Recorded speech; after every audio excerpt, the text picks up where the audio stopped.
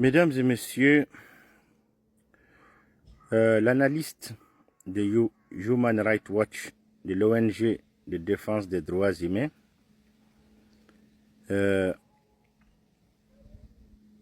Ilaria Alergozi, c'est pas facile de prononcer son nom, hein.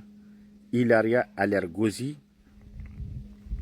a fait un post sur son compte Twitter ou sur ses comptes sur les réseaux sociaux où elle s'offusque du retrait des pays du Sahel central, c'est-à-dire le Burkina, le Mali, le Niger, de la Cour pénale internationale, où elle dit le retrait des pays du Sahel de la CPI, une trahison pour les victimes.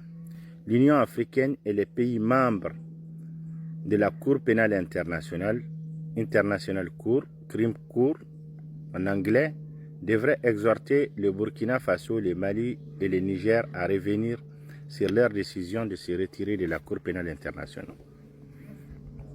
Ça, c'est un post ou une publication sur X ainsi que sur les réseaux sociaux de l'analyste de l'organisation humanitaire de défense des droits humains qui s'appelle Ilaria Alergozi, en charge du Burkina Faso, du Mali et du Niger. C'est son poste. Donc, ceci étant dit, pourquoi ces trois pays-là, dénommés Alliance des États du Sahel, qui n'est autre qu'un syndicat de putschistes qui veut juste légitimer leur pouvoir. Voilà, ça c'est une grande analyse de Human Rights qui vient de le dire. Ces pays-là, pourquoi ces trois régimes criminels sont sortis de la CPI? Parce qu'ils savent qu'ils se reprochent quelque chose. On ne peut pas condamner la justice, ni condamner les journalistes si on ne se reproche pas quelque chose. Or, ces trois régimes n'échapperont jamais à la justice. Parce que pour résoudre la situation, pour ramener la stabilité et la normalité, il faut d'abord s'attaquer à ces trois putschistes qui sont à la tête de ces trois pays, pour les traquer en justice et les mettre devant les juridictions compétentes internationales. Parce que déjà, pour le Burkina, le Niger, le Mali, ils ont déjà instrumentalisé la justice, ils ont déjà caporalisé la justice.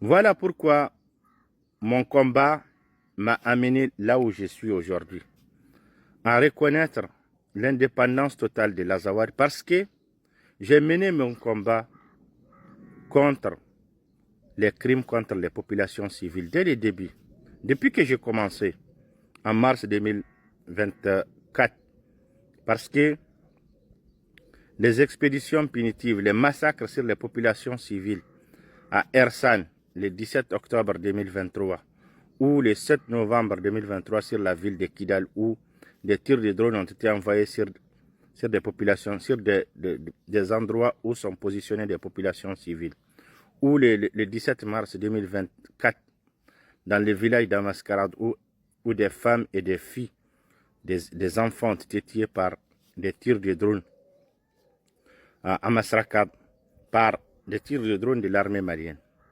Voilà où aussi le 4 février 2024 à Essakan, dans le cercle de Gundam, à 70 km à l'ouest de Tombouctou, le fils du directeur de l'école de Sakan a été criblé de baleines adolescents aliénés mentales par les mercenaires russes de Wagner. Des bombardements ont ciblé aussi des hameaux Touareg dans les déserts, entre Gundam et Niafonké, dans les déserts, dans des localités qui sont bien connues, non loin de Chel Horo, à Tondidar, et aussi à Amrouche, dans d'autres endroits, où un hélicoptère a bombardé des hameaux Touareg. Voilà pourquoi je me suis engagé à lutter contre les crimes qui ciblent nos populations. Voilà ce qui a fait que nous étions dans le Mali, mais c'est Assimi Goïta qui a fait, à travers ses crimes, c'est le régime d'Assimi Goïta, à travers ses crimes, qui a fait que il nous a montré que nous ne sommes pas maliens, que nous avons beau essayer d'être maliens, nous ne le laissons pas. Et mon engagement dans le gouvernement malien en exil, j'ai compris que, à un moment donné, dans le gouvernement malien en exil, j'ai compris que certains veulent, alors que je suis un acteur influent du gouvernement malien en exil, je le nomme d'ailleurs même, Adaman Touré, veut que je sois comme les Touaregs et les Arabes qui sont, c'est-à-dire soumis à Bamako là-bas dans le gouvernement malien en exil, ce que j'ai refusé. Moi, je ne cherche pas le pouvoir au Mali. Moi, je cherche la justice. Je cherche la justice qui n'a jamais été rendue à nos populations. De 1963, en 90, 2013, jusqu'à maintenant, jusqu'au régime d'Assimi Goïta. C'est ça ma soif. Et j'ai beau essayer de lutter pour essayer de faire comprendre pour une solidarité nationale malienne ces crimes contre nos populations, parce que nous sommes membres de la création du Mali. Mais beaucoup de Maliens m'ont étiqueté d'être un terroriste pour la simple raison que je dénonçais ces crimes, qu'eux ne veulent pas l'entendre alors que ces crimes sont d'ordre factuel. Voilà l'analyste de Human Rights, Ilaria Alergozi, qui s'indigne sur les réseaux sociaux en disant le retrait des pays du Sahel de la CPI, une trahison pour les victimes.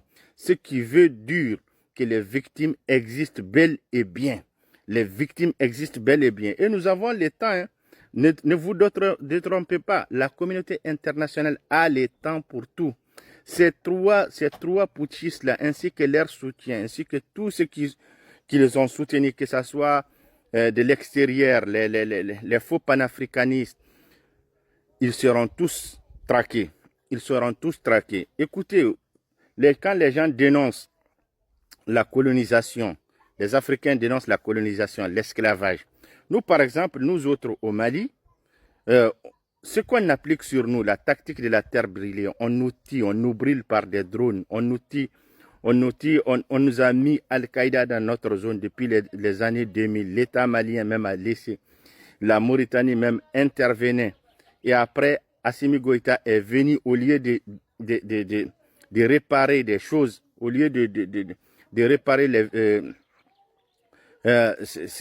les crimes ainsi que les actes de vandalisme dont sont victimes des populations touareg et arabes, des représailles de l'armée malienne ainsi que de certaines populations, comme par exemple ce qui s'est passé en 2012. En février 2012, qui a ciblé la maison des Aketou et la clinique et la pharmacie du docteur El Mehdi. Au lieu de réparer, ils ont recruté des mercenaires russes de Wagner pour ignorer tout cela. Ils ont acheté des drones pour revenir sur cette même population pour la massacrer. Et en ayant des soi-disant représentants qui sont à Bamako, qui ont des boubous, des turbans, honte à eux, qui ne peuvent même pas s'offusquer de ce qui touche les populations. Hier même, mercredi 1er juillet, un militaire malien a ouvert le feu sur un endroit où était regroupée une foule autour d'un site de distribution de carburant à Tombouctou. 2 personnes ont été tuées, 5 ont été gravement blessées. Ces boubous qui sont à Bamako, qui disent qu'ils représentent les populations, aucun d'eux ne peut sortir pour dénoncer cela. Aucun d'eux ne peut sortir pour demander des explications.